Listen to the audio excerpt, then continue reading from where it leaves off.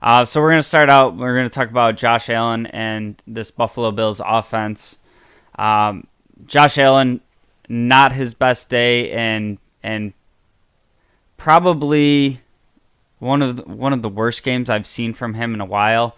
And we've gotten so used to this Josh Allen coming out slinging the ball all over the field. 4 touchdowns, a bunch of rushing yards, and this is kind of one of those games where he's gonna have the weeks where he doesn't have that game, and we need the rest of the team to be able to make up for that sometimes. And this is just a day where it didn't end up happening that way. So he ends up with 18 completions on 34 attempts, 205 yards, 2 interceptions, 5 sacks, quarterback rating of 46.8.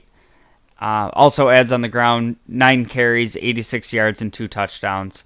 So like I said, hard to kind of look at that stat line and, think that it was this brutal day like it was. Still accounts for 291 yards of offense and 2 touchdowns. But those 2 interceptions that he threw, in particular, the first one was just kind of a terrible decision. The second one, it was still a pretty bad interception, but that one was also kind of Sauce Gardner, falling off of his man, settling into the zone, and making a great read. It was a bad decision, but it was also, a good cornerback making a good play. The first one was just absolutely brutal, and they both came at very inopportune times.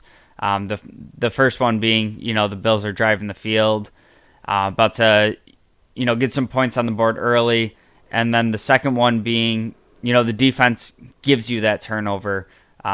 Zach Wilson fumbles the ball, you get it back, and it was 1-2 plays later, you give it right back to them deep in their own territory, and ends up being for the go-ahead field goal.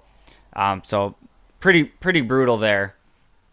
Not something that I'm flashing the emergency lights on. I think this is still kind of the outlier for Josh Allen. But we did see a little bit of sloppiness in the Packers game. So definitely some stuff to tighten up there.